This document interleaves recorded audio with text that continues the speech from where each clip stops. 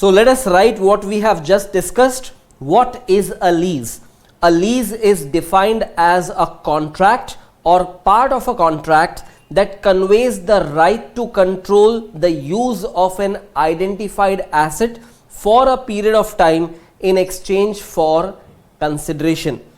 Ind AS 116 requires customers and suppliers to determine whether a contract is or contains a lease at the inception of the contract. That means at the inception of the contract, both the parties, the lessor and lessee, or you can say the supplier and customer, both have to decide whether there is a lease involved in that contract or not. So you would see one more important change that has been brought about with Ind AS 116. Generally, in place of lessor and lessee, the terms used most of the times over here will be suppliers and customers. So supplier representing the owner of the asset or indirectly identified as lessor, and customer over here will be the lessee. So do one thing, take note of these 2 points and then we shall move ahead.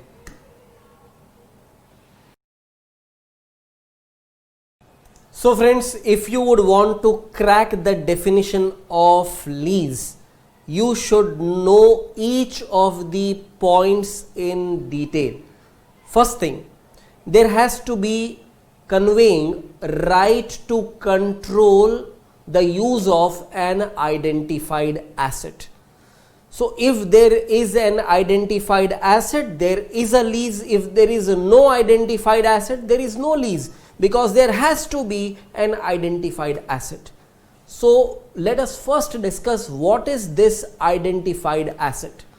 So suppose you and me, we make a lease arrangement and I give you a car under a lease. So car is the identified asset. I give you a house property under lease. So house property is the identified asset.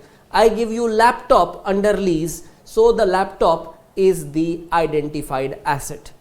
So someone might think that what is the issue about identification of an asset?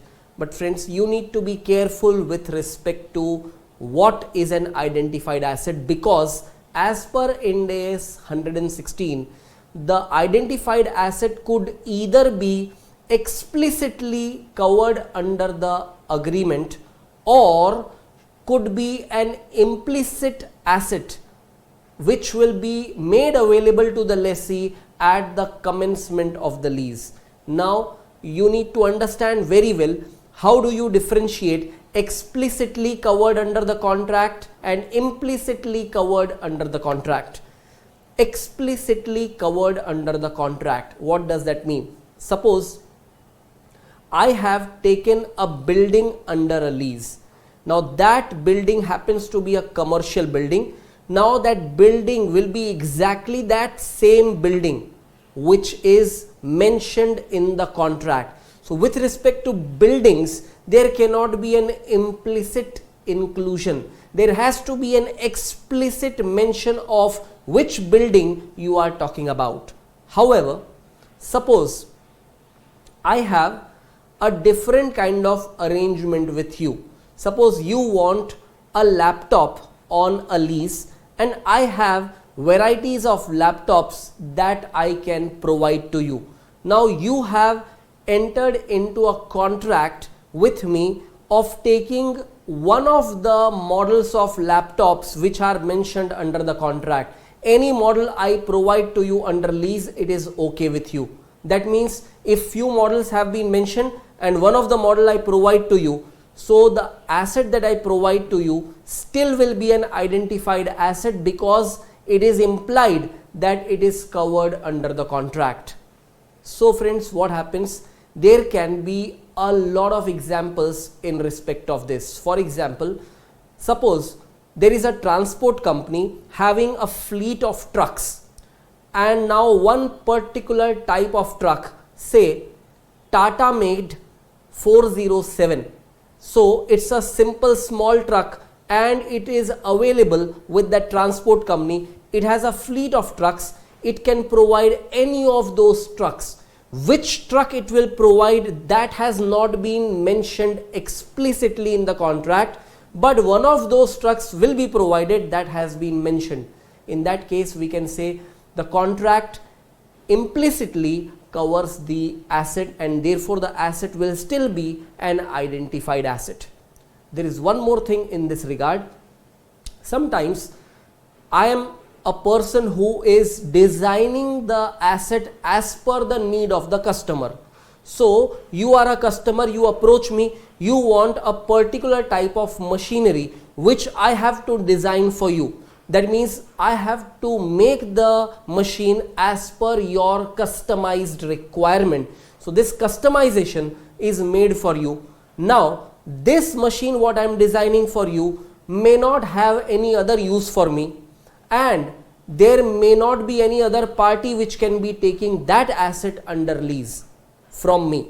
That means if I have designed that asset, it is implied that it is meant for you. The moment I say implied, means it is not expressed but implied, means it is not explicitly covered but implicitly covered within the contract, and that still becomes an identified asset.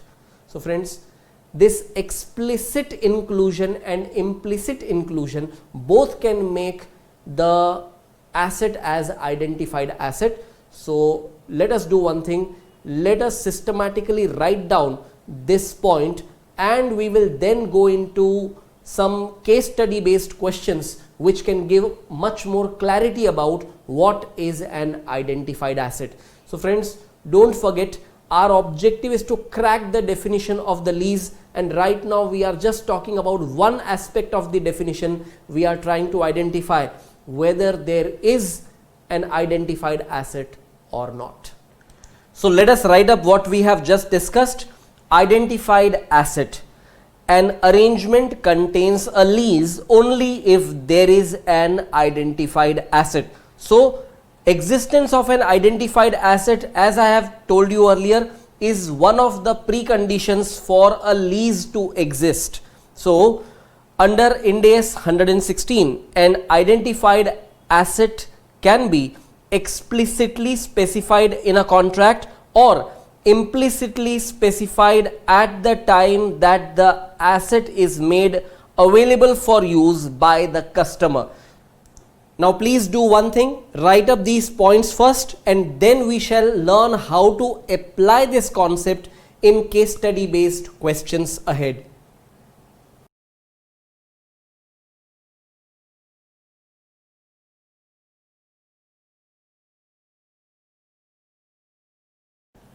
Alright friends, you would have finished writing these points. Let us now move ahead and take up a question. Question number 4. Let us read this question.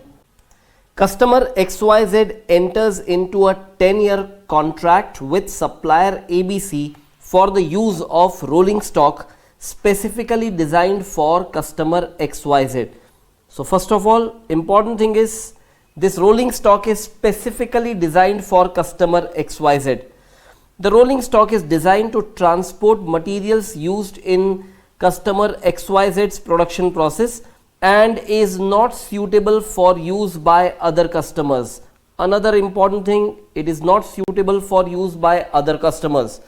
The rolling stock is not explicitly specified in the contract. Another important point, not explicitly specified in the contract, but supplier ABC owns only one rolling stock that is suitable for customer XYZ's use. So it is obviously, if it is only one rolling stock, that one rolling stock which is available has to be given to the customer, because that rolling stock has no other use. So it is implied that there is an identified asset in the lease. So the question is asking you whether there is an identified asset. The answer will be obviously yes, there is an identified asset in the lease.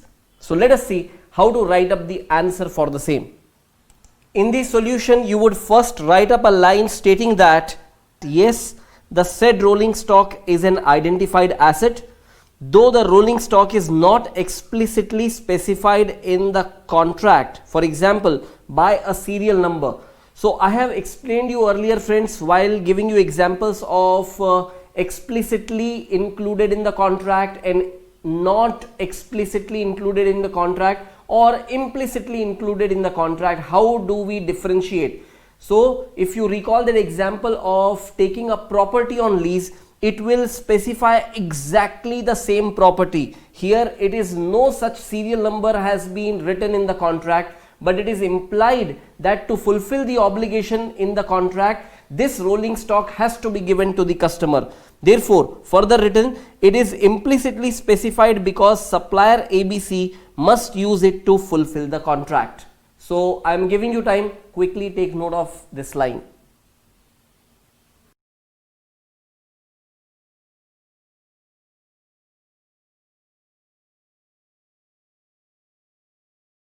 Alright friends, you would have finished writing this whole thing. Let us move ahead and take up the next question, that is question number 5.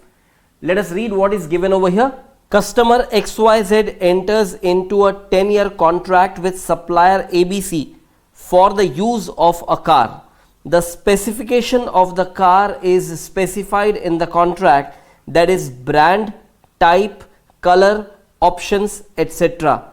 At the inception of the contract, the car is not yet built, whether there is an identified asset. So important thing is, at the inception of the contract, the car is not yet built.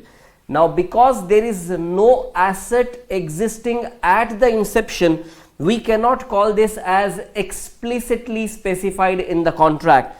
But to fulfill the contract, it is obvious that the company, that is the supplier company, will be making the asset available by the date the lease commences, and therefore this can be considered as implicitly covered in the contract because the specifications of the car are given in terms of brand, type, color, options, etc. So let us see how to write up the answer. In the answer, you would first mention that yes, the said car is an identified asset.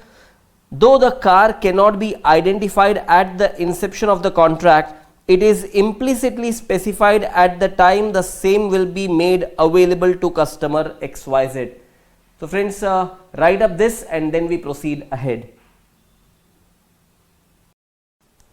Alright friends, you would have finished writing this answer. Let us move ahead and now talk a little more about identified assets, and for this purpose the important concept of substantive substitution rights needs to be discussed.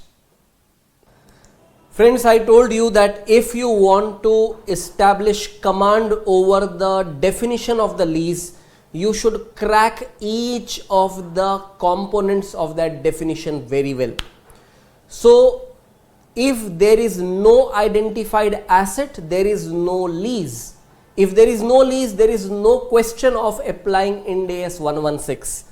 So we need to first define whether there is an identified asset or not, and in this regard substantive substitution rights will play a significant role.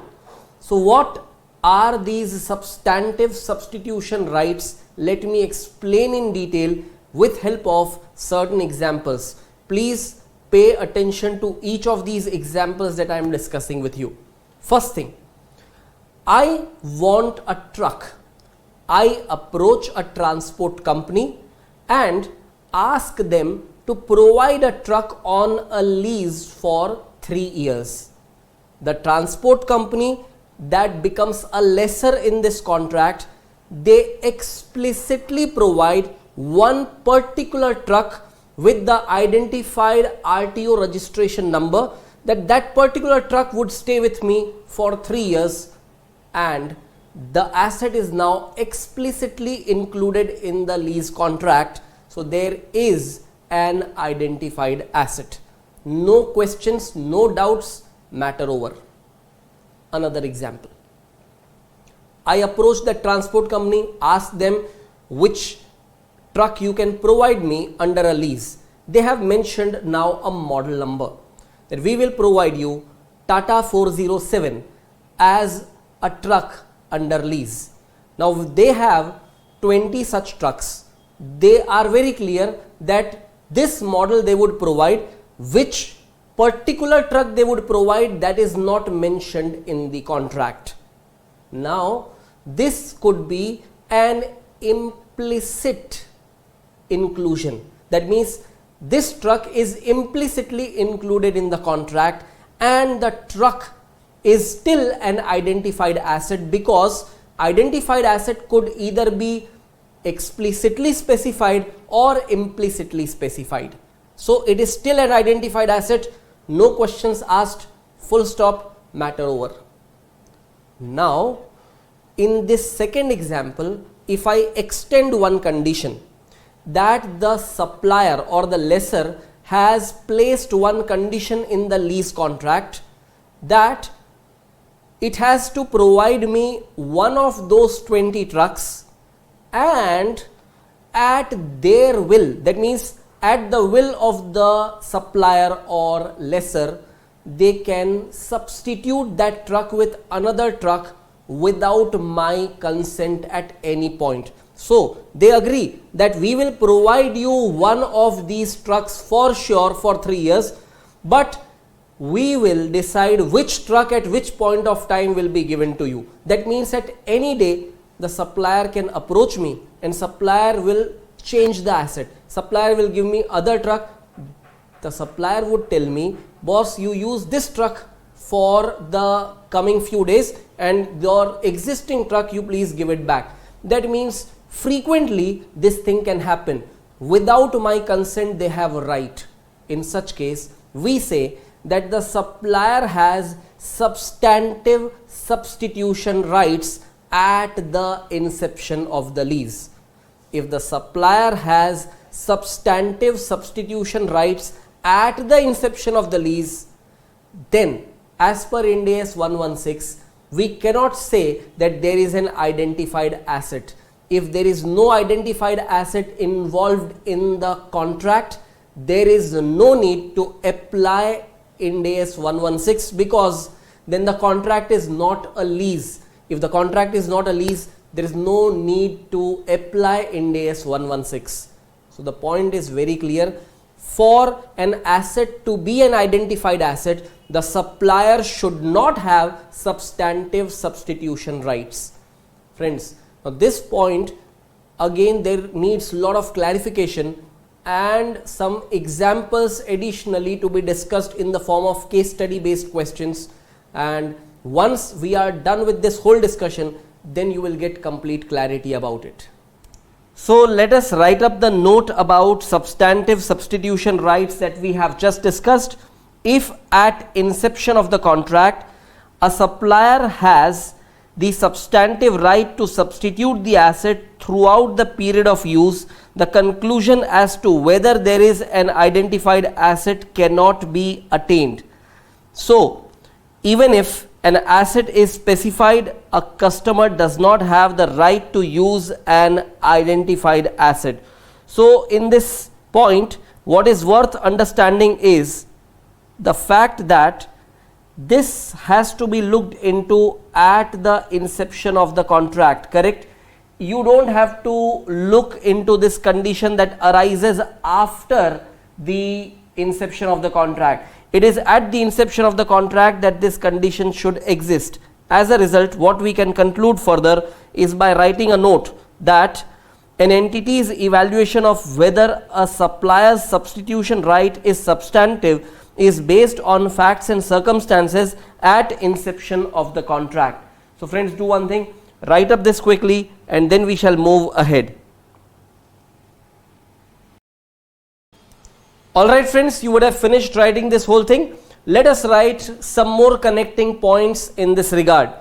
So, a supplier's right to substitute an asset is substantive when both of the following conditions are met.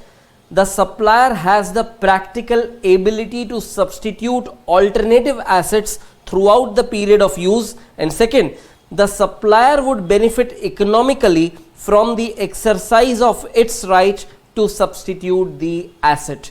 So write up these 2 points and then I shall offer some explanation on the same.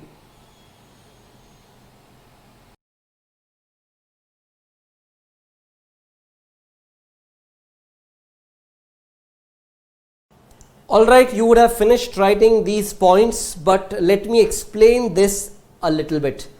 What I have explained earlier was about substitution rights in that transport company example, where I have taken a truck and the transport company has choice to replace the truck as and when they want. Their right, correct? Now, whether that right is a substantive substitution right or not. So, substitution right is there, but that right has to be substantive. So, whether that substitution right is substantive or not involves these two conditions. Condition number 1, that the supplier should have practical ability to substitute the asset, and secondly, the supplier should be economically or commercially benefited from that substitution. So obviously, what can happen if that supplier in that transport company example, if they have given me a truck under lease and now some other customer is willing to now explicitly get this truck which is with me. Now the other customer wants that, and the other customer is requesting the supplier that we want this truck. Supplier comes to me, takes away that truck, gives me other truck in substitution and gives that required truck to the other customer. That means economically, commercially, the supplier is being benefited, and that is why the substitution right will become substantive. So substitution right can become substantive substitution rights only on fulfillment of these two conditions. Condition number 1, as I said, the supplier should have practical ability to substitute the asset throughout the period of lease. Now it cannot be for a part of the period. Throughout the period means if the lease is of 3 years, any time in these 3 years the supplier can come and substitute the asset, and this substitution right the supplier should have right from the inception of the lease. Then only we can say that there is substantive substitution right involved in the contract. So what we have just discussed, I am going to put that explanatory note by way of an important note over here on the screen. You may write it down, but before you do that, one more point to be discussed. So sometimes what may happen that not a substitution right, the supplier may have a substitution obligation. For example, the supplier has provided me an asset under a situation, under a condition that if something goes wrong with the asset, if the asset is not performing as it should have performed, do not worry, we will replace the asset. In such case, we cannot call this as a substantive substitution right of the supplier. In fact, I would rather call it as a substantive substitution obligation of the supplier. And when it is a obligation of the supplier, then the asset remains as identified asset. So what happens when there is a normal warranty requirement in a lease contract where supplier is under obligation to replace the asset if the existing asset or the provided asset does not function well, does not perform well? In that case, if the substitution take place, you cannot say that the supplier has substantive substitution right and therefore the asset is not an identified asset. Asset will still be an identified asset. So as I have mentioned, let us write up those important notes. First point, if the supplier has a right or an obligation to substitute the asset only or after either a particular date or the occurrence of a specified event, the supplier's substitution right is not substantive because the supplier does not have the practical ability to substitute the alternative assets throughout the period of use. Secondly, the contract terms that allow or require a supplier to substitute alternative assets only when the underlying asset is not operating properly, for example, a normal warranty provision, do not create a substantive substitution right. So friends, I have discussed these points already, just take note of the same.